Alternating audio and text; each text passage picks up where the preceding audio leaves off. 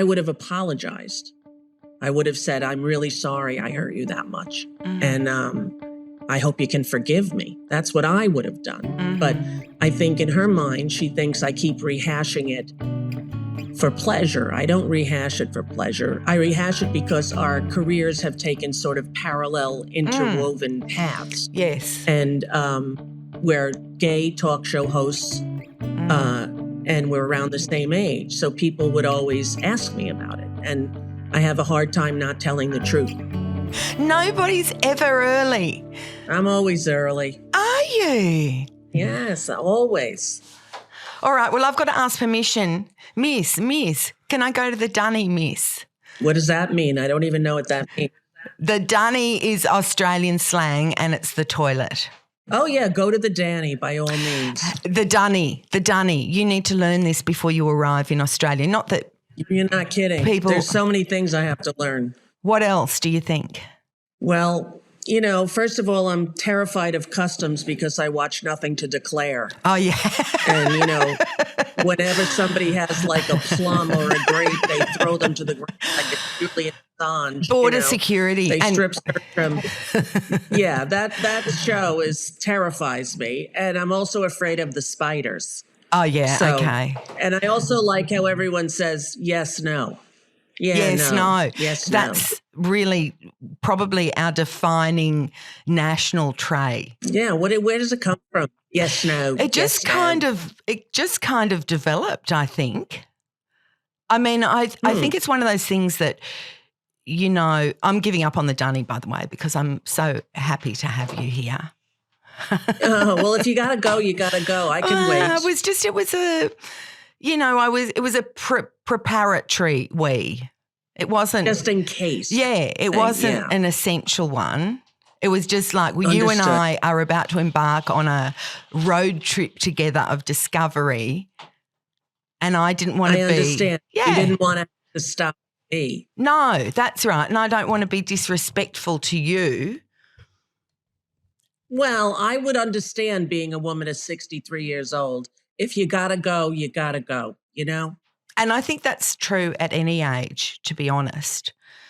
Remember but more when you're older. As a kid, that thing where you'd stand with your legs twisted together because you just didn't want to go. What is that? Why do you hate going to the toilet when you're little? Well, do you want to know this? I never pee in public. Oh, well, I would hope not.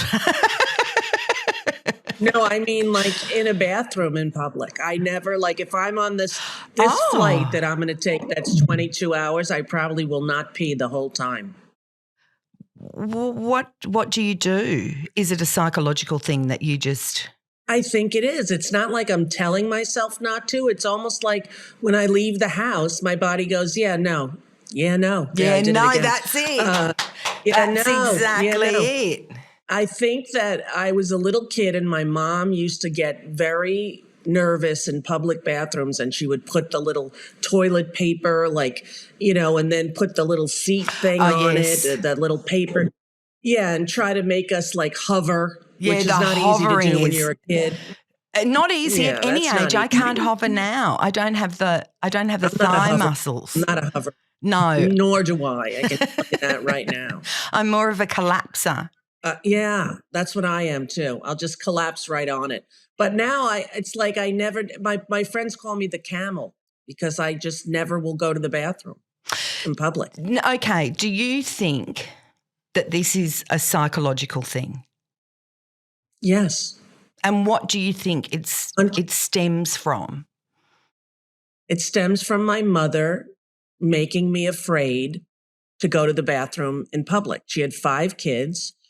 We were all 1 year apart, not even, 10 months, Irish twins. And she would just get very overwhelmed when we would go to the bathroom and she would put down all this toilet paper and everything. And so I got it in my head that it's a very trying thing to do. And even the whole time I was at school, I never went to the bathroom. I would go in the morning. When I do a movie, if I don't have my own bathroom in my trailer, I will wait the whole day. And it's not like I feel like I have to go. It's not like I'm holding it in. It's almost like my body goes, nope, don't do it. You know, it's interesting because you lost your mum young. When you thread the pieces of her together, because I think always as a child you're always trying to work out the tapestry of yourself, and often that comes from your parents. What do you, when you have reminiscences like that of her, how much of a complete picture do you have, do you think, in her absence? Really not a very good one. I was 10 and I have a child's image of her still. Like, I don't know her as a woman. I never got to see her age. I never got to see her go through menopause, have your children have become a grandparent. I never got to do that. So I have like a very idealized childlike view of my mother. And I've spent a lot of time trying to get to know her as an adult. She was an only child. And when she died, we never mentioned her again. Like, her name was never spoken. Nobody said the word mommy in the house. Nobody, we came over to Ireland after she died. My father took 5 kids who were grieving to the north of Ireland, not quite Northern Ireland, but like Donegal. And we never mentioned her again. And when we came home from Ireland after the summer, all of her stuff was taken out of the house. So it was like she disappeared. Now, at that time... Who had done that, Rosie? Was that like aunties or the neighbors? Neighbours, right? Yes. And at your father's behest, or? Yes, exactly. He was not someone to share with you kids your mum? No. There was no Oprah Winfrey show to learn about grieving. There was nobody talking about the trauma that puts kids through, right? It happened, and then we went to church one a month after she died, and you know how in church they say, and the parishioners who have gone to their rest, and then they would say the name, and they said my mother's name, my name, Rosie O'Donnell, and my brothers started crying, and my father got up and took us out of the church, and we never went back to church. And my mother was the head of the parish council. She was very into Catholicism.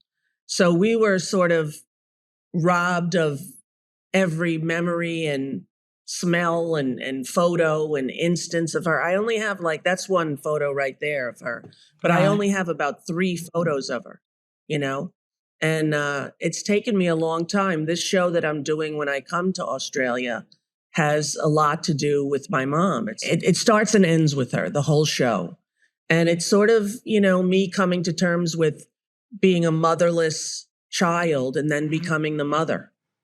And how do you learn to do that?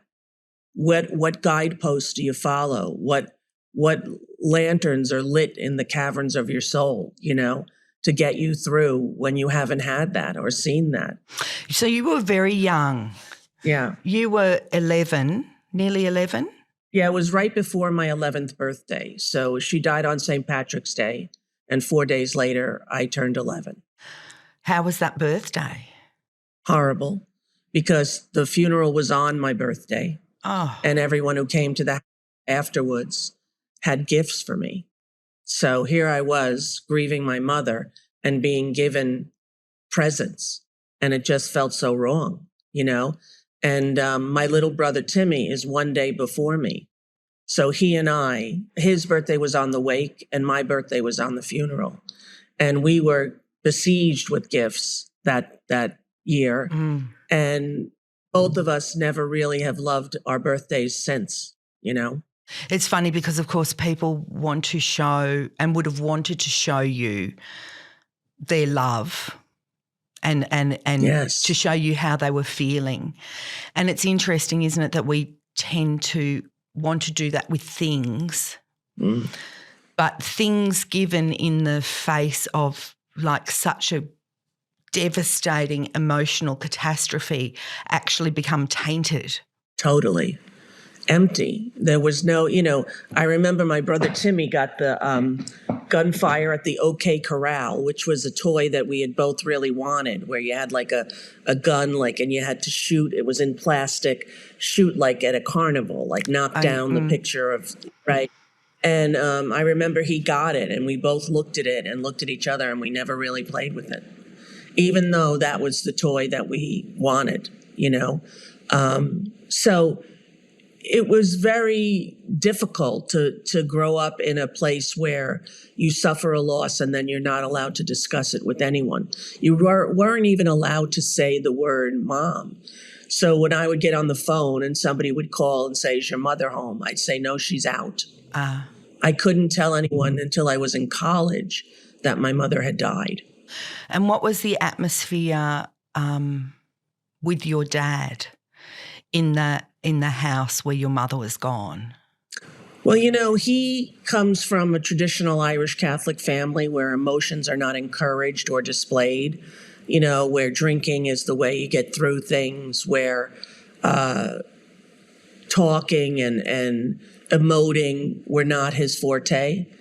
So he was very kind of overwhelmed and didn't know what to do with these 5 small children. That I remember when he told us that she died, my little brother Timmy said, who was only 5, said, "Who's going to take care of us now?" And I said, "Daddy." And he said, "Who's that?"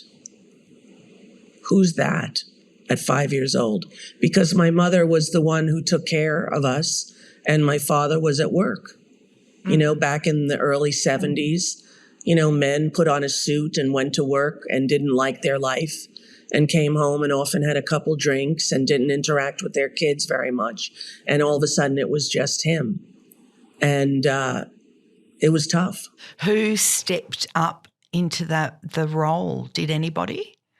Yes, the neighbors. So there was my mother's best friend across the street, Leonie, and she became the mother in our family. Although for me, I went across the street diagonal to Jackie, who was my best friend since I'm 3. Yes. When I was 3, I knocked on her door and I said to the mother, "Do you have anyone here who's 3?" And she said, "Yes." And we've been best friends ever since. And that woman, who's still alive, she's 90 years old.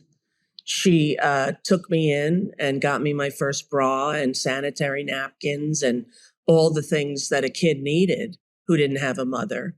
And she filled in. And then there were teachers at school who did that. You know, I was a kid who was longing for motherly connection. So all my friends' mothers, my friends would get mad at me. We were teenagers and I would always like suck up to the moms, and they were having that normal reaction of pushing away from your parent when you're a teenager. But I never lived through that, nor did I want to do it, nor was I prepared when my own children went through that. Yes, because you'd not experienced it.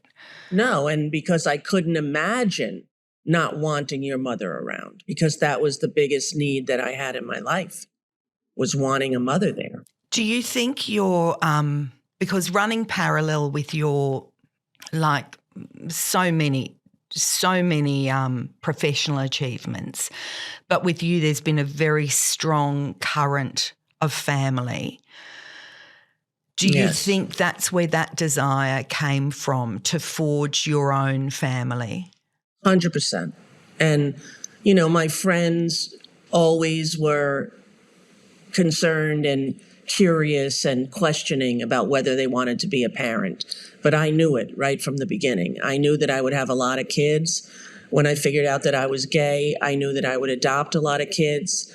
It was never a barrier to me wanting to get my goal, which is to have a family and make the family the center of my life. Now, you know, I'm the next show that I'm doing is going to be called Bad Parenting, because I parented my children with the idea that a 10 or 11-year-old would have about what made a perfect mom. It wasn't an adult understanding of parenting. It was a child's need.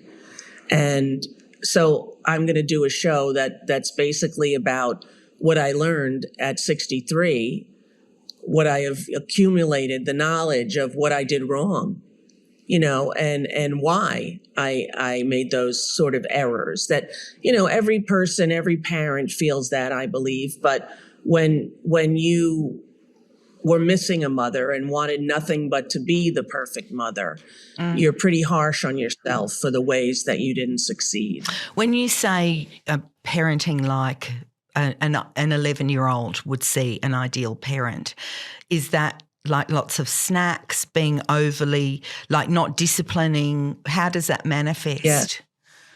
Not disciplining, not forcing them to follow through.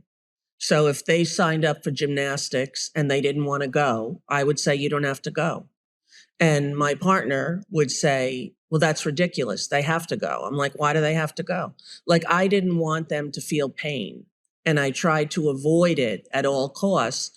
And I smoothed the road in front of them too much so that the tiniest bump in adulthood became a big trauma for them. They weren't used to being a survivor because I made it too easy. And with my older two, it's much more pronounced because I was at the height of my fame. And busy they as well. Yeah. And when you're famous and you take 4 little kids, stair step to the mall and they're all under 6, everyone stops you and says, oh my God, those kids are so gorgeous. But when you're famous and they ignore the kids, everyone comes to you. And that does something because kids need to be sort of the center of the world when they're that age. And when you have a famous parent, you're definitely not. And it affects them, I think, in later life. And my older two much more than the younger two. And then I have the little one, who's 12. Yes. That's 10 years Clay. younger. Yes, exactly. 10 years younger than my former youngest. But the parenting mistakes, which I think often we recognise in retrospect. I have 4 children. And I'm kind of in the thick of it still. It's one of those things where you think it's going to abate, and it seems it doesn't. It just goes on and on. Well, I never knew that children would need their parents past teenager. So when my 30-year-old son calls me and needs me as much as he did when he was 7, I'm stunned because I didn't have that. So I just sort of took care of myself, and we were all, very resilient and very able to tackle obstacles because there were so many. But when my kids now maybe have a little bit of a failure to launch or, the older two, especially when they have challenges in their life, I think this is all on me. Not so much with the 2 ones who are just a little bit younger, but weren't in the height of my fame. So you're talking about Parker and Chelsea, the 2 elder, yes. Yeah? Yes, they're 30 and 28. And the 2 of them have struggled, I think, more than the 2 younger ones. And it's almost like I was a different parent. I had left my show when Blake was a baby. I had Vivi after I was on TV, and it was a different reality for them than it was for the older kids. Well, every child has a different experience of being their parent's child. Yes. There's some Nate Bargatze, that comic from America. Yes. He's very, very... Yes. And he does a great funny bit. I'm not going to paraphrase it, but something like, apparently my younger brothers were raised by their best friends. And I thought that is so funny because I understand that. I get that, how you're raised with different parents and their different levels of growth and maturity. And, when my first kid was born, I was afraid. I was nervous. I was worried. I was anxious. And by the 4th kid, you're not, you're an old hand at it. And I think you can definitely tell that they had different parents. Well, we say in our family, our youngest learnt to eat by picking up the crumbs the others dropped. Yes. They're very resilient, and they kind of have to be because you're outnumbered. You were very outnumbered. Yes. when you were talking about your upbringing and your quest to find someone to fill that your mother-shaped hole in your life, because you also were gay, at what point did you realise, did you always know, and who was the person that you could go to share that with, if anyone? Well, I think my mother knew, because I would never wear a dress. I would, and I had a sister who's 1 year younger than me, had the same exact upbringing, and she's straight as can be. And she had a mother die when she was 9, and I was almost 11. So not that different. But my older brother, 1 year older than me, is also gay. And I think my mother knew that both of us were gay and different. And when I wanted to play the drums and she was in the hospital, 5th grade, I needed a permission slip. And she didn't want me to because she didn't think girls should play drums. And that a lot of things that I like to do were boy things, like play sports and ride a skateboard and learn to juggle and balance things on my hand. Like I did what were traditionally at the time more boyish things. And I think it worried her. I think it concerned her. But then she was gone. And I kind of always knew, like I was never interested in any way in finding out anything about the boys in my class. But the girls, I totally wanted to know all their secrets, all their stories. I wanted to meet their parents. I wanted to, and without even really knowing that meant that I was gay, my focus and my interest was always female. And I knew that from a very young age. And when I got to be of the age where you had to start kissing boys, I knew I didn't want to do that. I knew that if I was going to kiss anyone, even though at the time it seemed like unfathomable because there was no one gay on TV in 1973. There was no one. And the women who were gay, like Martina Navratilova and Billie Jean King, had press conferences announcing that they weren't. Because those were the times. Yes, and I remember it vividly, that they said, no, they were not, and that they, that there were rumors about them, but they made a big point of saying they were not gay. And I remember being a gay kid thinking, oh my God, there's no one out there. There's no one out there who's like, and it was very lonely and isolating. But when I got my license, I was 16 years old.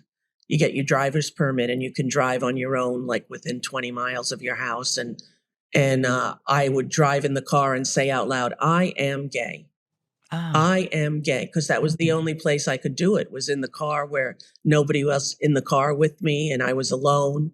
And that's how I sort of got myself used to the fact that this was who I was. And then I had a teacher in 7th grade who was 27 and I was 13. And she mothered me. She's the first person to say, I love you to me. She was the first person to give me a hug. I opened a school and named it after her. I still have it in New York City, the Marivelle Arts Center. And she took me into her family and she was the first person I told. And she was absolutely fine with it. She was like, you can't wish that you had blue eyes if you have brown eyes. You can't wish it away, Ro. Just be who you are, And at that time in 1975, that was very healing and very freeing. And she too died of breast cancer like my mother did. How much longer after you knew her? She died when right before Vivi was born. So that was 22 years ago. So I was a grown adult in a relationship with children. But she died and she had 2 children that are my godkids. And I'm still very involved in their life. And, at the funeral, I sat in the front row with the family and she was totally a mother figure. Her and Jackie's mother, Bernice, really raised me in a maternal, loving, consistent way. And when you started to feel romantic, so being a child and knowing that you're into drumming is one thing, but when you hit the point, as you said, you weren't interested in kissing boys, when you realise that your interest in girls was romantic, or when you felt that first really strong romantic urge for a woman? Yeah. When was that? I think it was with Mary Rose when I was in 11th or 10th or 11th grade. And we were very good friends, and she's not gay. She's married and has children. But I was in love with her. There's no doubt about it. But I did not ever take it to any kind of next level, nor did I think that I ever would. It wasn't until I was in college, my freshman year of college, that I first fell in love with a girl who was also not gay. And it was unrequited. But I was as in love as I've ever been with anyone. And I would see her everywhere in the college. I would see she was the first person I ever saw who had a hooded sweatshirt with no zipper. And I remember thinking that was the coolest thing in the world, And she has since moved to Norway, and we had a chance to discuss this when we were older, and she sort of apologized because she wasn't really understanding what it meant to me. And even though we were so close and we used to sleep in the same bed but never do anything because I was so afraid and so, really Catholic, kind of prudish. I had no game. I had no moxie, and I still don't.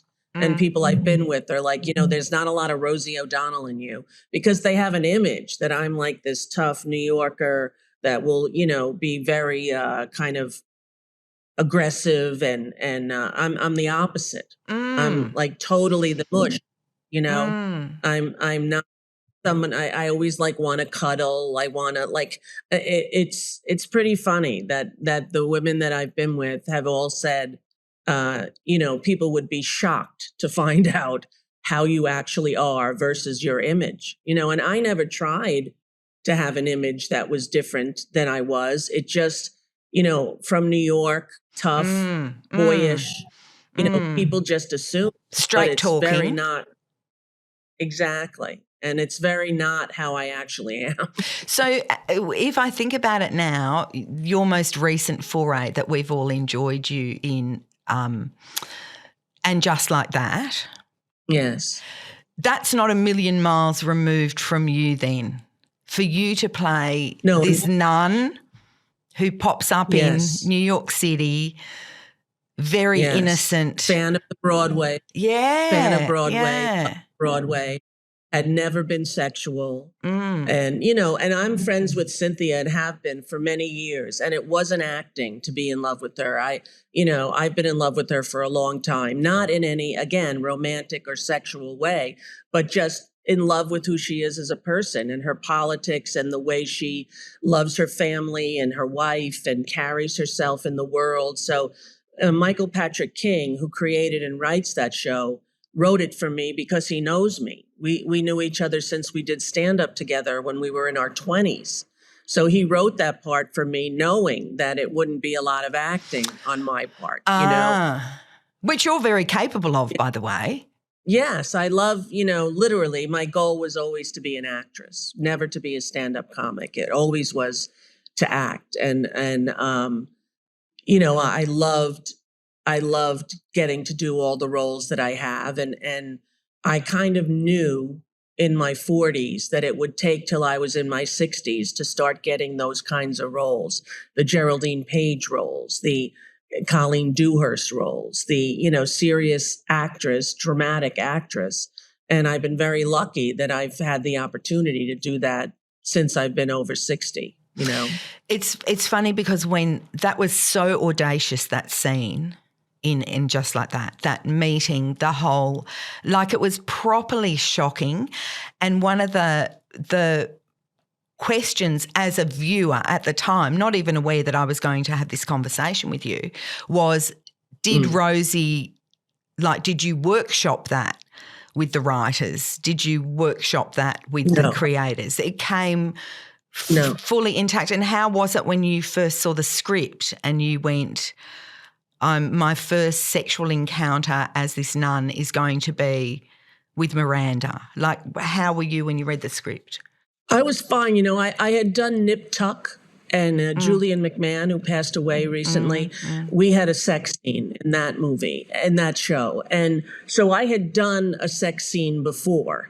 And I wasn't like nervous, but I will tell you this. Michael Patrick King said when he was directing it, "You guys are in bed. Can you be a little more like you're in bed?" And I was like, "No, really, I can't really." It was too matey or too? No, that I was too shy. Right. I was too, I wasn't like, if you're like, you see people in a sex scene and people who have no issues kind of with being a sexually alive person are able to be physical in a way that I'm not comfortable with, and it takes a lot. It takes a lot. I haven't had many lovers. I've had, much less than all of my friends. And it usually is a very long commitment. It's not a casual thing. I've never had a one night stand. I've never, just sort of been a free person in that way. I've always been very vulnerable and very tender, I needed to be nice and not scary. And almost like you need to know, a lot of people feel very strong physical attractions to people. I personally don't feel that, though I can recognise that someone is physically attractive, but I need to have some sort of communion with them to take it to that level. Yes, I can't even go there. Like people have said, "Oh, so-and-so is so hot that you work with." And I'm like, no, I may look at someone and think, wow, they're physically beautiful, they're physically handsome or pretty. But I never think of being with them sexually. Like I always made a joke that if you want to have a relationship, a physical, sexual relationship with me, you need like a big sign that says, "I am flirting with you," because I won't get it. I think everyone's my friend and I don't like kind of function on that level. And I remember going to gay bars when I was young and never feeling that urge of, oh, that person's hot, I want to let them kiss me. I have to, and there's a word for it, I forget what it is now, demisexual, where you have to have an emotional connection in order to be sexual. And that's sort of where it is for me.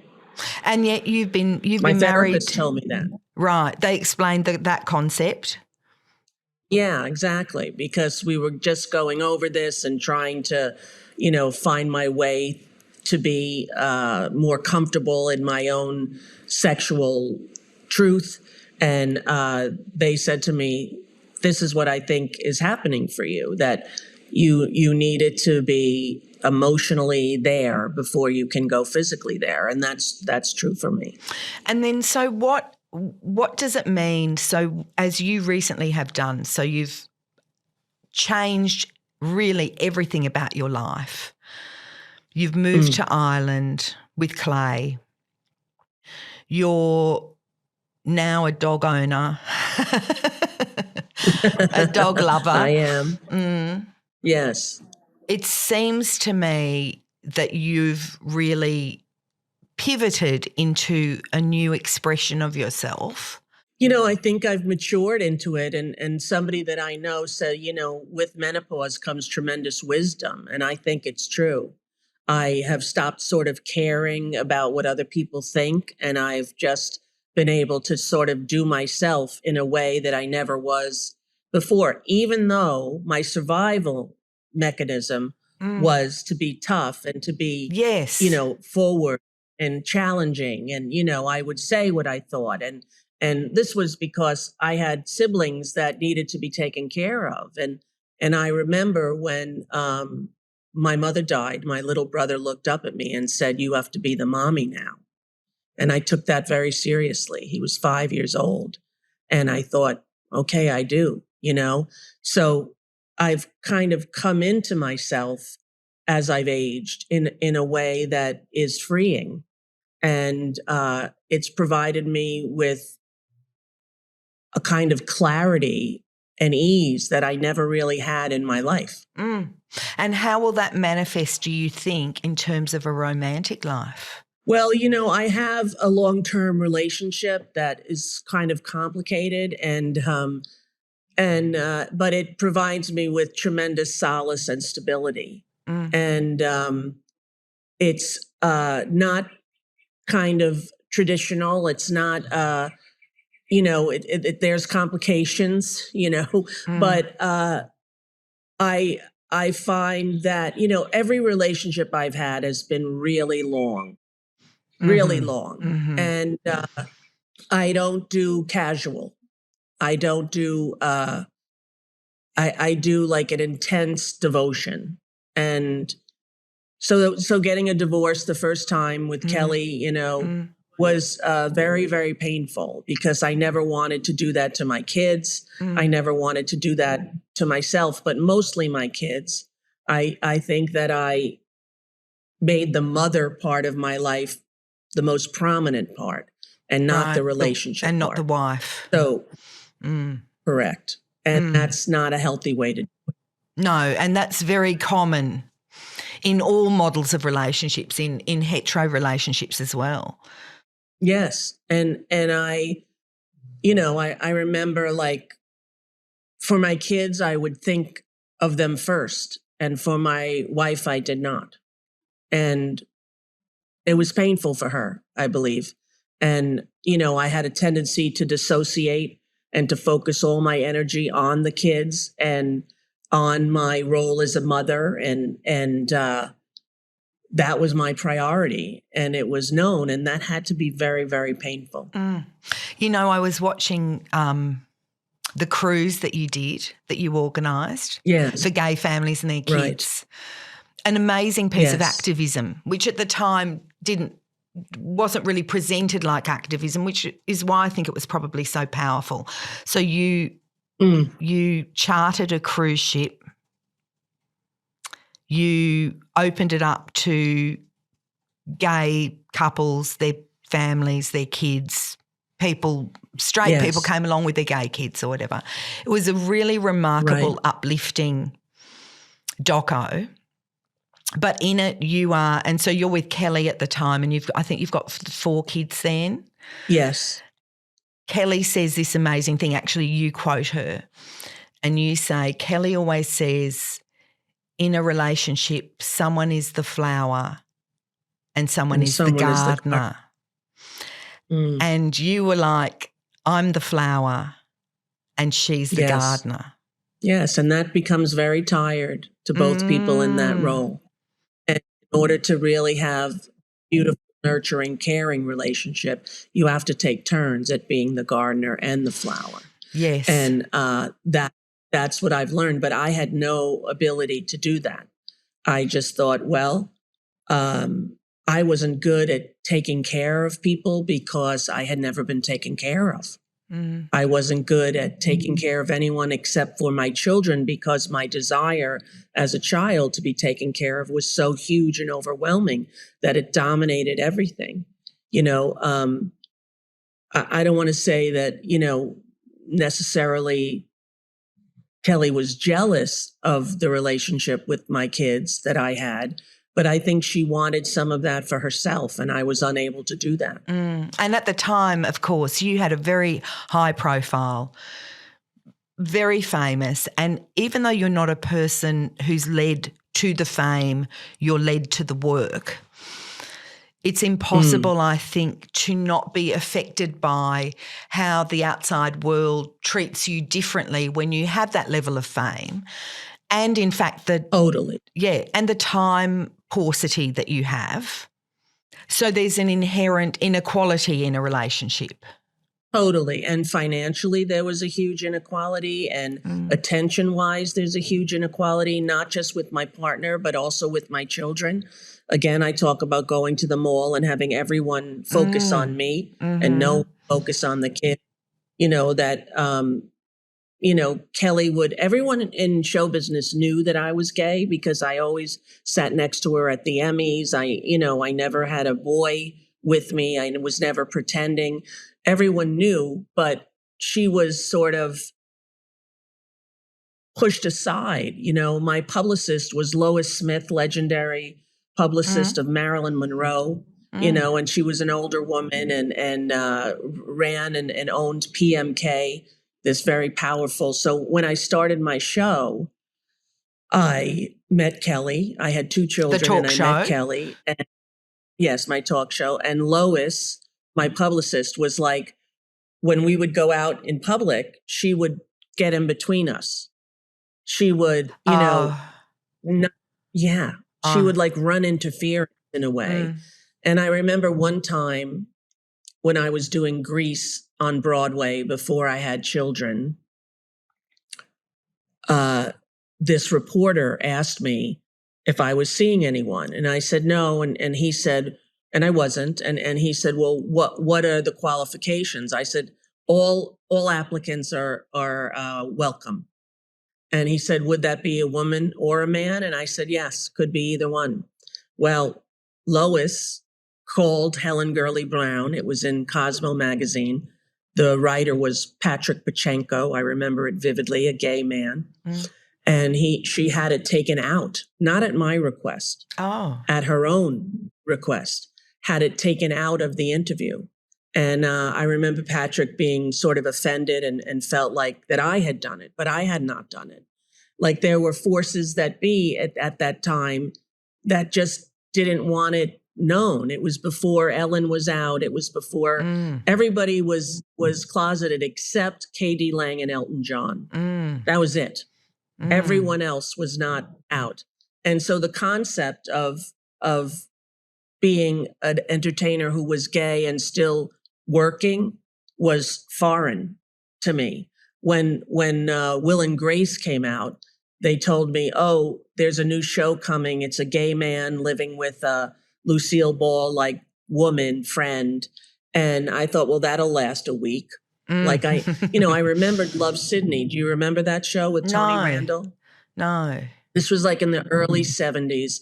It was a show where he was playing a gay man, although they never said he was a gay man. He had a big photo of his dead partner over the fireplace. And sometimes at the end, he would go over and look at it. Now, nothing was said, but it was definitely implied. And the Catholic Church went crazy and everybody was protesting it and it got pulled off the air.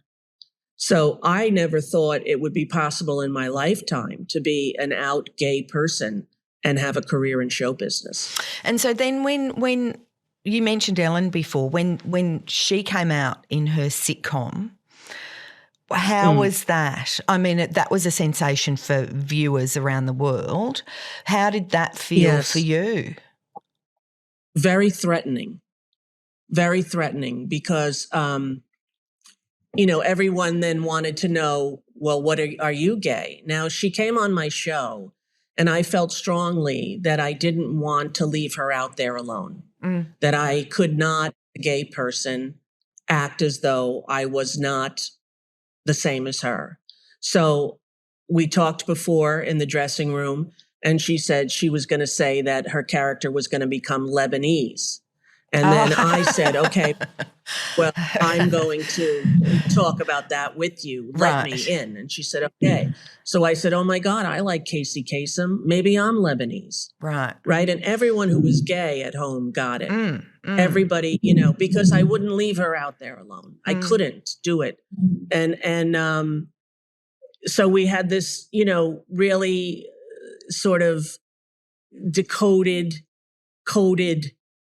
interaction that anyone who was gay knew. But, the public didn't really pick up on it. The news media didn't really, and nobody would ask back then. But I remember it felt very threatening. I was on this very famous, this very successful show. I was winning all the Emmy Awards, and it just felt like, oh, this could really threaten me. But still, my internal clock wouldn't allow me to distance myself from her.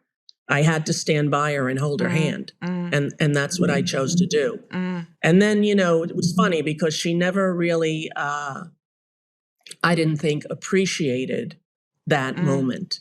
And she was on Larry King And he asked her when I left my show on my own volition after being offered a lot of money to stay, because my mother died at 40 and I was turning 40 and I had all these children and I wanted to be around for them and go to their softball games and their school plays. Larry King asked her, and Kelly and I were in bed watching it, and he asked her, whatever happened to Rosie O'Donnell? Her show went down the tubes. And Ellen said, I don't know, Rosie. We're not friends.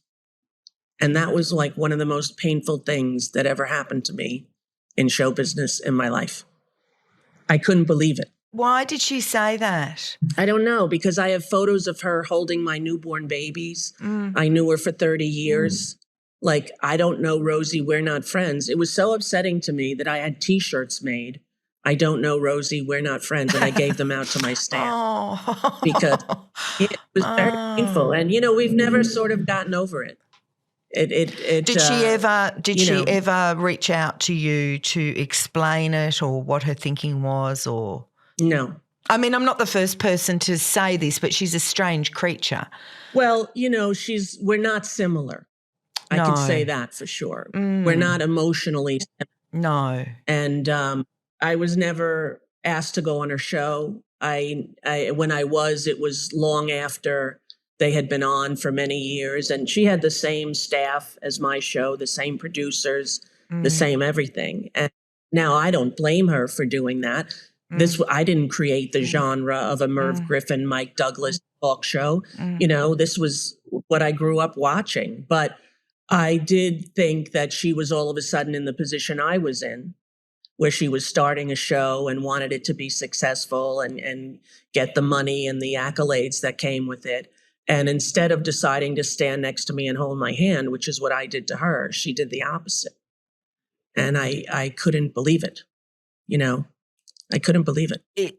It's interesting you say she had the same producers and the same staff, because your relationship with those producers and that staff was very different than Yes. what led to the demise of her own show, which was that the relationship with the workers, the people that made the show, was deeply unsatisfying to them.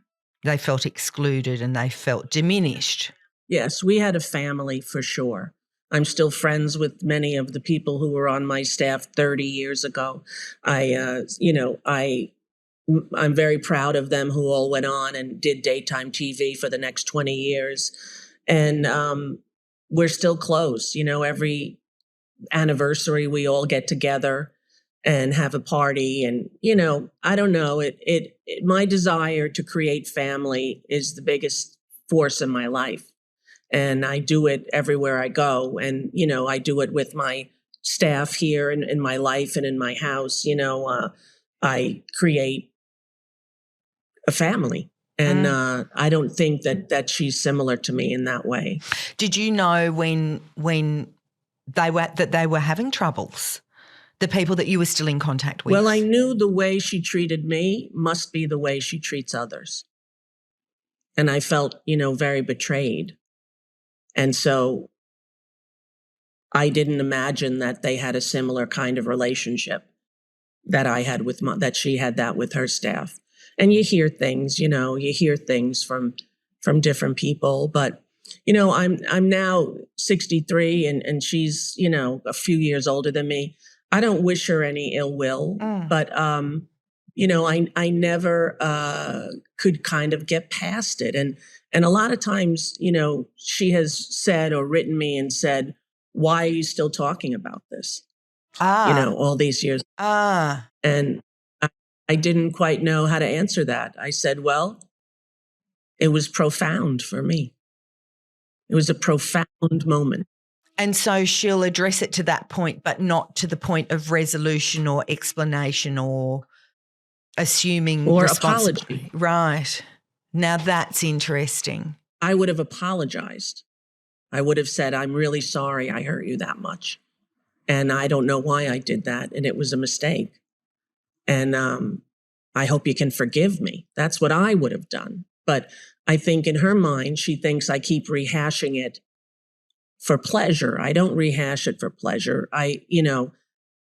I rehash it because our careers have taken sort of parallel, interwoven paths. Yes. And I'm often, we're gay talk show hosts, and we're around the same age. So people would always ask me about it. And I have a hard time not telling the truth.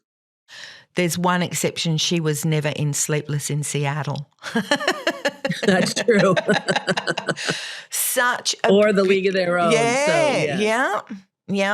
I'm very lucky. I had amazing movie roles. And, again, it's because of, my need to emotionally connect, like Penny Marshall and Nora Ephron. They became family in my life, and they're both gone. But Nora got me an apartment in her building, the Apthorpe, and I lived there. And her husband, Nick's office was on my floor, and I would go to the Hamptons with them. And Penny and I stayed close her whole life. And, even though she struggled in a lot of ways, we maintained our friendship. I'm still close to Madonna 30 years later. I don't let people go, and so I think that a lot of my success is the way that I love. And on my TV show, you could see that I loved Barbra Streisand, that I loved the guests that I had on, whether it was Florence Henderson from the Brady Bunch or somebody like Tom Cruise. I loved them equally because they mattered to me in my life and world. And I think my success is largely based on my capacity to love, and it made people feel warm and feel connected. What does it mean then for those relationships? You're very good at relationships and they're very alive, and so many people speak with such love and fondness and regard for you. But what does it mean for those relationships now that you have moved to the other side of the world? Very hard. Yeah. Very hard. But I knew, why I did it was not a political statement as much as it was self-preservation.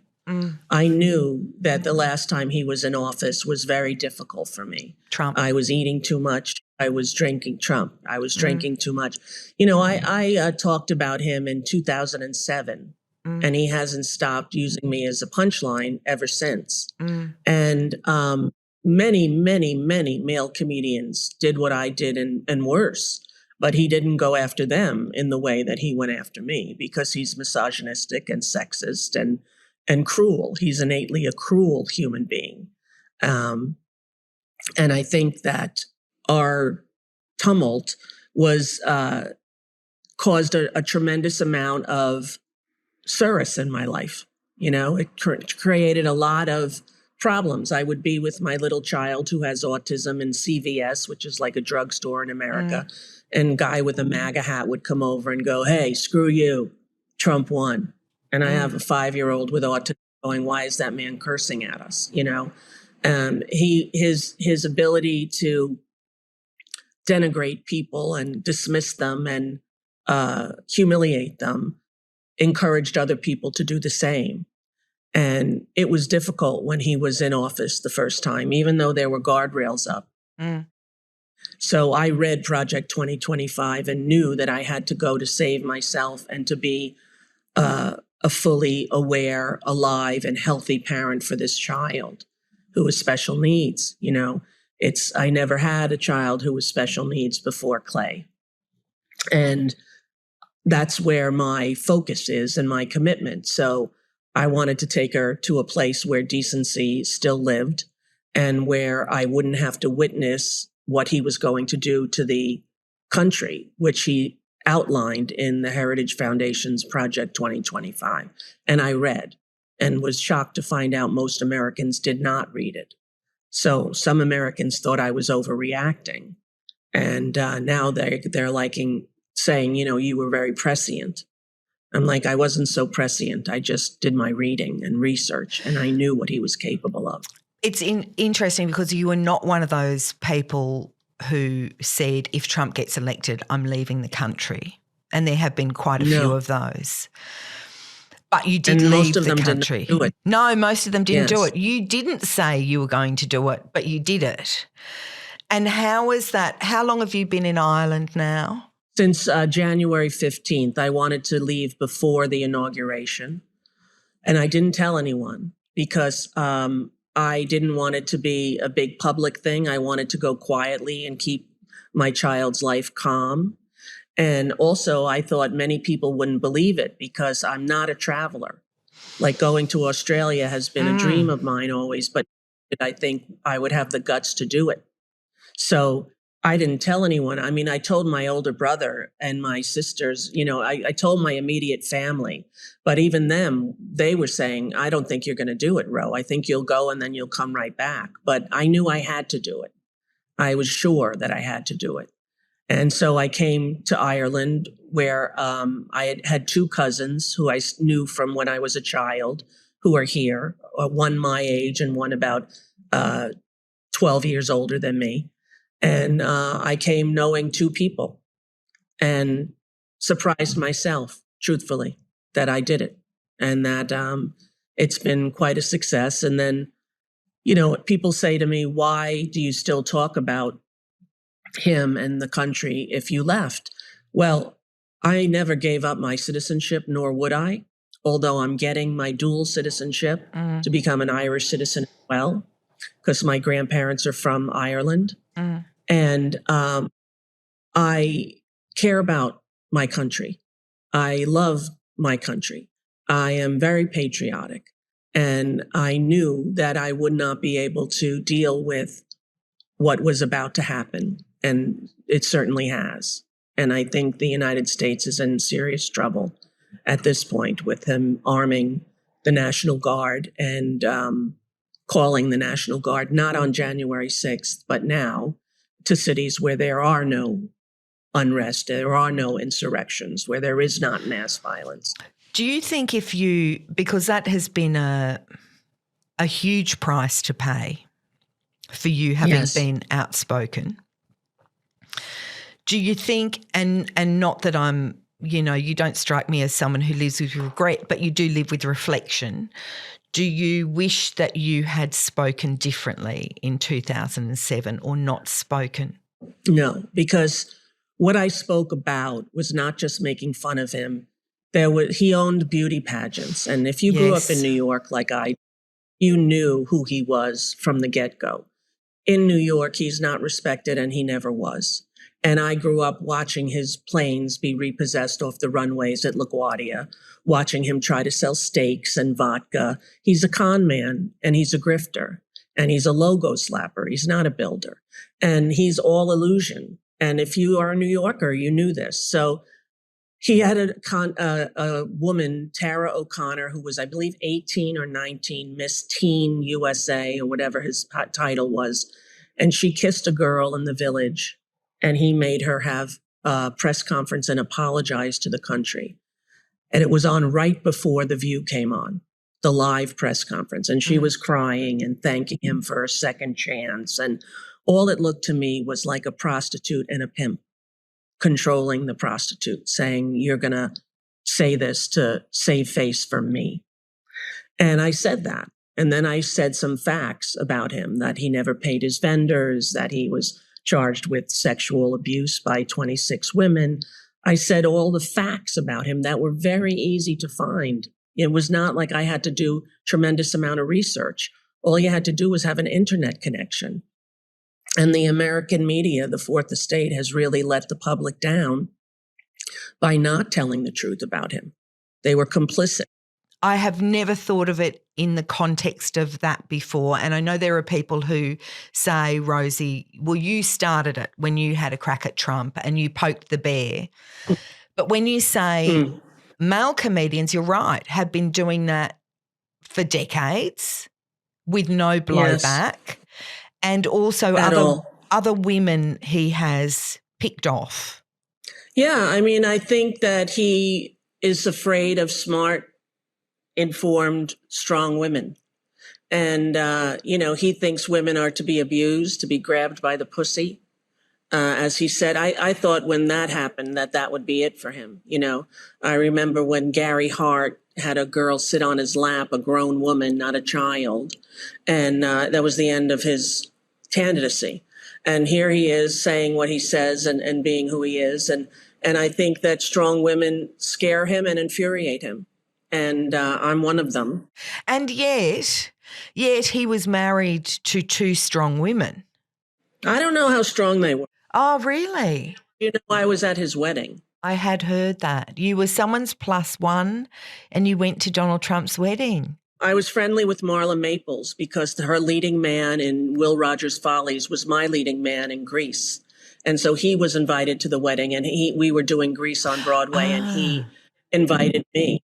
And so we didn't stay very long, and we went into the plaza or wherever it was that I don't even remember. And as he walked down the aisle, he shook people's hands who were famous in the audience. But he had stood her up a few times. So people weren't necessarily sure that he was going to marry her. Right. And, you know, so I was there. And when he started going at me, like, that was a very big moment where I said, well, tell him I have some photos of me at his wedding. You know, I've never had a conversation with him. Oh, really? In my life. No, he wanted to be on my show. I would never have him on my show. And then we did a fundraiser for money where during sweeps, if you would come out and sweep the floor. Sweeps is your ratings, isn't it? Sweeps is when you do the ratings. Yeah. Yeah. So once he came out and swept the floor, and I didn't talk to him. I just went like that.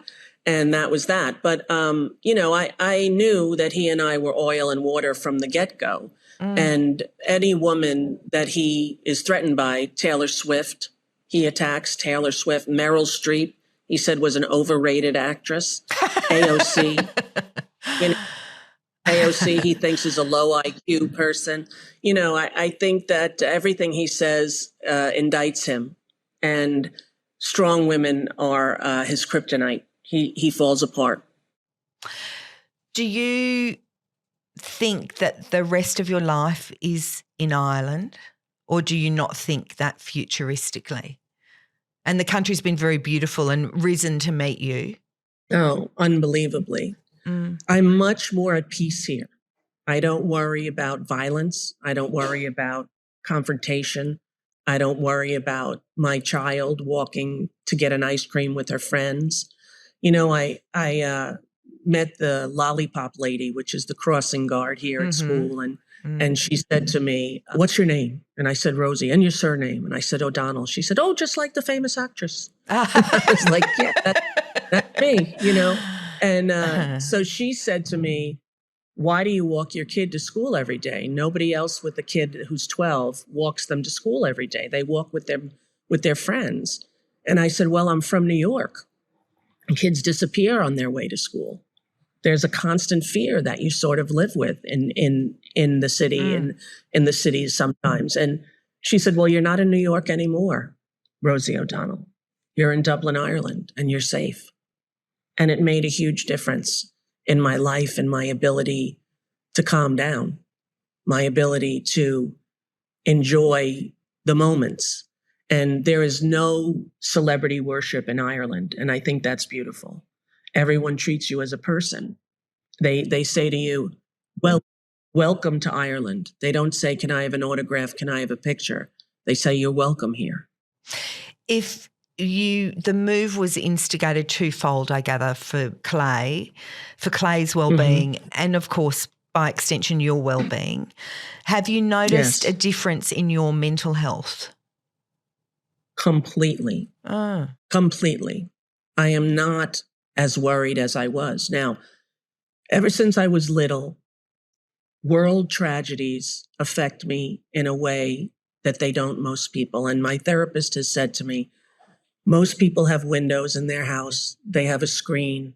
They have a glass pane. They have a shade. They have curtains, and they sometimes have shutters. But all your windows are open. So it comes right into you. And you're devastated by it. So as a kid, when I watched the Vietnam War on TV, my father would tell me I wasn't allowed to watch TV anymore because I would cry about the fall of Saigon and all of the pain that we had to witness over dinner every night. And every time there's a world crisis, I don't do very well. And now there's a very big world crisis, whether it's Gaza or the United States falling into fascism. and I'm able to stay above the water. I don't go sinking underneath. And I think a lot of that is because I'm not in the United States. And I have a son who's just newly married and wants to have a family. And I know when he has a child, I will want to be there and be an active grandmother to that baby. And that's going to be a challenge for me. Is it safe for me to go back? Will I be all right and my child be all right if I go back, even for the summer to visit, you know? How is it when you've gone back? Have you been back since? No. You haven't? Not even to Broadway? No, I gone to the West End. I saw Evita. It was fantastic. I saw a lot of shows on the West End. But no, and in fact, my daughter graduated college and I didn't go back because the security people said to me they didn't think it was wise. Because I think Trump will use me to rile his base, to get them, you know, and I'm his nemesis in his mind. And, you know, and to them, to a lot of, like a third of the country. And that's a very difficult place to be. Very difficult, but a place that will not be difficult for you to be will be Australia. Yes. I've heard that it's very much like Ireland. I've heard that the people are loving and kind like Ireland, that there's a warmth and a pride in the nation like Ireland. And, you know, America is so big. It's too big. It's too many people. And it's almost like 4 different countries. Yes, yes. The East, the West, the South, you know, the North. It's very different. And I'm so excited to come. And I have dreamed of it my whole life. The 2 places I wanted to go was Hawaii, which I did make it to, and Australia. And so when I got offered to do the Sydney Opera House, I really couldn't believe it for a couple days. I was like, are you sure? You know, and iconic beyond words. And, you know, in 2013, I was booked to come here, but I couldn't go because I didn't sell enough tickets. So it had to be canceled. Yeah. So when they asked me to do this, I said, just so you know, in 2013, I couldn't sell tickets. And, you know, I think Donald Trump has made me done you a favor. He really has. My brother said if he only knew that he reignited your career, you know, he would be miserable. That and a sexual assignation with Miranda in it, and just like that. Yeah. And just like column A, column B. Right. So, you know, I mean, I'm thrilled that their ticket sales are going well, and there's talk that we may do other cities if we sell out in Sydney, and that would be thrilling for me. I'm going to be there for 3 weeks, and you know, I'm over the moon about the whole thing. And my kid does not want to come. They have a hard time on planes for that long. It's and long. My cousins, my cousins are going to stay here with her and take care of her and get school. And so I'm happy about that. And but it's the longest I've ever been away from her. So that will be interesting to see how I do, not how they do. I think they'll be fine, but it's me that I worry about more, you know. You know, you've had such a vigorous social life and social presence for so long, and you've navigated public love and public feuds and public scrutiny. How do you want people to remember or think of Rosie O'Donnell? Like, not the headlines, but you yourself. You know, the first thing I think of is that, you know, she cared too much, you know, mostly about children and women. And those are the people that I always wanted to protect and take care of. And so if I'm remembered for that, you know, that will be a life well lived to me. I don't really, you know, think that any awards that I've received, like I don't even have them. You know, I have a lot of Emmy awards, and people are like, where are they? And they're in storage somewhere, because I never wanted to have this house that was full of my accolades. I wanted it to be a house for children. Like, this is my house, right? It's little pigs and little stuffed animals, and it's bright, it's colorful. Like, so I wanted it to be a family house. And so I think if my legacy could be that she was all about, family and women and kids, that would be fine with me. But I know I'm an incendiary soul in America, that there are people who, use famous people to tell their own story, and who you like and who you love and who you loathe really define who you are, not who they are. Well, it's interesting because your audience will have, some of those will have been the people that voted for Trump who once were Democrat voters. I think there's a tendency around the world now for people to get voted out as much as people get voted in. Yes, but I never worry about that. No, but you are of appeal to those people. There is a universality about you, as there has to be in performers, that transcends that. And I'm very, very high on the concept of uniting the country. That these people who voted for him, they were lied to by the media. They were lied to by The Apprentice, which was a fictional show, reality show. And they sold him for 10 years as a successful businessman, and it was all a lie. And they were lied to for a long time by very powerful systems. And when they say, I regret it and I now see, we have to say, welcome back. Come on in. My sister, my brother, come on back. We understand. And it's not your fault. And we can do this together and save our nation. And that's what I hope that, a lot of times people will write on TikTok or something that I voted for him and I regret it. And people will say, well, too bad. I hope everything bad happens. I'm like, that's not what I feel. I feel like everyone who says that is entitled to have the same respect and decency that we afford each other. Do you believe in God? Yes, I do. It's the Irish in you. You're not kidding. Yeah. I really do. Yeah. And I found that as I've gotten older, it's grown, my connection to God and to a spiritual truth. It's grown as I've gotten older, and it provides me with tremendous amount of solace. I don't believe it's a man in a chair up in heaven.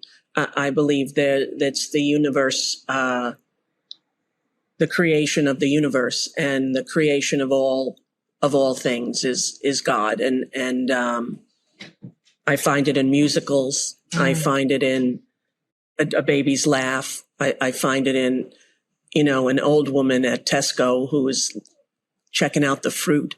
And I think that would be my mom if she had lived, and I find that God in all these places in my life. And it's been tremendously healing. That little motherless girl has made quite a life for herself and quite a family. Yeah. It's hard to believe sometimes, but I'm proud of it. You should be. And your mum would be. I think so too. Rosie O'Donnell. Yes. Thank you for joining us on No Filter. I just want to tell you, this is one of the best interviews I've ever had. It was, you really knew your stuff and you didn't ask questions that people typically ask me, and I'm very happy that I did it. Well, you are just so fascinating. And you've been such a gift to the culture and continue to be. And you share of yourself so generously that it would be remiss of me to not extend the same to you. Well, thank you so much. It's an honour to have you on No Filter and to have you with our listeners. And it's very interesting to watch you now become the gardener as well as the flower. Yeah. Exactly. I hope I get to meet you when I'm there. I hope so too. And thank you so much for having me. May the, the road rise to meet you. May the wind always be at your back. The Irish blessing. Totally true. I thank you for that. And I hope that's the same for you. Thanks, O'Donnell. You're a beauty, a true beauty.